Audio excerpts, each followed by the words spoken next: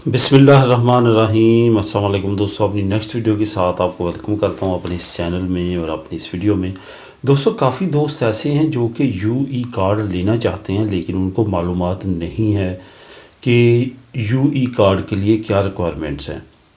Yui card के लिए इस वीडियो में मैं आपको बताऊंगा कि किस तरह से हम यूई कार्ड के लिए एलिजिबल हो सकते हैं, कौन एलिजिबल हो सकता है, कौन एलिजिबल नहीं हो सकता, और इसको अप्लाई करने का तरीकाकार क्या है। सबसे पहले जो बात है वो ये है कि आपके पास परमानेंट, जिसको अब लार्गो दुरासियन कहते हैं, वो कार्ड होना ज़रूरी है। 1 साल के कार्ड पे, 2 साल के कार्ड पे और फिर जो 2 साल का कार्ड एंड पे मिलता है, इन पे तीनों पे आप यूई कार्ड अप्लाई नहीं कर सकते। ये आपने जहन में रखना, क्यों बहुत सारे दोस्त ऐसे हैं जो कमेंट करते हैं कि मेरे पास 2 साल लिया, क्या मैं ये कार्ड ले सकता हूँ? नहीं ले सकते। आपको लाजमी तौर पे जो है, बेशक 1 हफ़्ता गुज़रा हो, 2 दिन गुज़रे हों, आपके पास लार्गो दुरासियन कार्ड होना चाहिए, उसके बगैर आप नहीं कर सकती। लॉ में लिखा है कि 5 साल आपने लीगल गुजारे हों स्पेन में, तो फिर आप यूई कार्ड जो है वो ले सकते हैं। तो 5 साल तभी बनते हैं जब 1 साल, 2 साल और फिर 2 साल आपने यहाँ पे गुजारे हों। उसके बाद जो दूसरी सबसे मेन बात है वो ये है कि मुख्तलिफ़ शहरों में मुख्तलिफ है। कुछ शहर ऐसे हैं जैसे कि पाइस बास्को, वहाँ पे 3 से 4 महीने भी आपका कंटिन्यूसली आलता चला हो तो फिर आप यूई कार्ड अप्लाई कर सकते हैं। कतलोनिया में 6 महीने तकरीबन चला हो तो तब आप अप्लाई कर सकते हैं। मैड्रिड में भी तकरीबन मिला जुला चलता है, कुछ जगहों पे 4 महीने तक भी मिनिस्ट्री कर देती है, कुछ जगहों पे 6 महीने तक मैड्रिड साइड में यूई कार्ड अप्लाई करने के लिए आपसे मांगते हैं। अंदलूसिया साइड भी कुछ इसी तरह मिनिमम 3 महीने हर जगह भी चलता है। आपका आलता कंटिन्यूसली चलता होना चाहिए जब आप यूई कार्ड अप्लाई करें।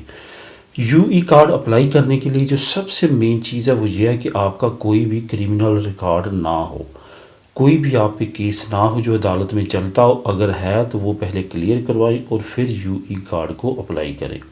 अगर आप यूई कार्ड अप्लाई करते हैं और आपका केस पेनाल्स में चल रहा है तो आप अप्लाई नहीं कर सकेंगे।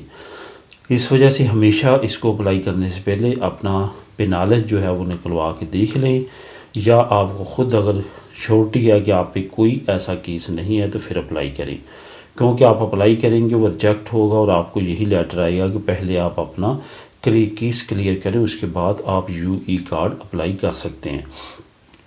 इसके साथ साथ आपके लिए जो सबसे मेन चीज़ों में से एक मेन चीज़ है वो ये है कि जब आप यूई कार्ड अप्लाई करते हैं तो आपके लिए फैमिली के जो दूसरे मेंबर्स हैं, जैसे कि मुझे काफ़ी दोस्तों ने कमेंट किया कि मेरे साथ मेरे बच्चे, मेरी फैमिली, मेरी बीवी वो रहते हैं, क्या हम यूई कार्ड पे जब मैं वहाँ पे जाता हूँ, इनको वहाँ पे ले जाता हूँ तो इनके डॉक्यूमेंट्स का क्या बनेगा? इस तरह के काफ़ी ज़्यादा कमेंट आए हैं। ये कमेंट जानने ज़रूरी भी हैं क्योंकि ज़ाहिर है फैमिली के पास तो यूई कार्ड नहीं होगा। अगर आपकी वाइफ, आप चाहते हैं कि वो भी यूई कार्ड ले तो उसका भी आपको फिर आलता करवाना पड़ेगा, चलवाना पड़ेगा, उसके बाद वो यूई कार्ड अप्लाई कर सकते हैं। उसके लिए ये है कि जो तो जर्मनी में गए हैं उनके प्रोसेस को मैं जानता हूँ। वो उन्होंने क्या किया, जब उनको वहाँ पे जर्मन कार्ड दे दिया जाता है, ये कार्ड भी उनके पास रहता है और वहाँ पे जर्मनी में उनको कार्ड दे दिया जाता है, तो उस वक्त उनकी फैमिलीज़ के मेम्बरान को भी कार्ड इशू किए जाते हैं जर्मनी में। वो क्योंकि वो आप पे डिपेंड करते हैं, आपके साथ रहते हैं, आपके बिहाफ पे उनको भी कार्ड दे दिए जाते हैं और वो आपके साथ लीगली रहते हैं। इसमें ये होता है कि आप फिर जो नेशनैलिटीज़ का सारा प्रोसेस है वो उसी कंट्री में उनका भी करेंगे जहाँ पे आप काम कर रहे हैं। फिर आप स्पेन में ना अपनी वाइफ का ना बच्चों का पासपोर्ट का जो सिलसिला होता है वो फिर मुनक़ता हो जाता है। जो बच्चे यहाँ पे पैदा हुए हैं उनका राइट ज़रूर होता है, वो साल के बाद अप्लाई कर सकते हैं, लेकिन जो पाकिस्तान में पैदा हुए हैं या जिस कंट्री में आप जाते हैं वहाँ पे पैदा होते हैं, उनके लिए आपका इस स्पेन में पासपोर्ट नेशनलिटी लेना फिर तकरीबन नामुमकिन हो जाता है। एक दोस्त था जो पूरी फैमिली के साथ जर्मनी में रह रहा है, उसने कोशिश की अपने एक दो बच्चे जो स्पेन में उसके पैदा हुए थे यहाँ पे नेशनलिटी अप्लाई करने की, तो मिनिस्ट्री ने उनसे कहा कि आप दोनों मियाँ बीवी में से एक का लाजमी यहाँ पे काम करना ज़रूरी है अगर आप अप्लाई करना चाहते हैं। उसकी ये वजह थी कि उसके पास यूई कार्ड था और गवर्नमेंट के रिकॉर्ड में सारा कुछ आ चुका था कि ये जर्मनी में काम कर रहा है। इस वजह से वो यहाँ पे नेशनलिटी बच्चों की अप्लाई नहीं कर सकता, वो आप जर्मनी में ही अप्लाई कर सकेगा। दोस्तों ये सारी इन्फॉर्मेशन ऐसी है जो पर्सनल एक्सपीरियंस पे डिपेंड करती है और ये केस टू केस वेरी भी कर सकती है, लेकिन 95% 99% यही प्रोसेस और यही सारा तरीक़ाकार है।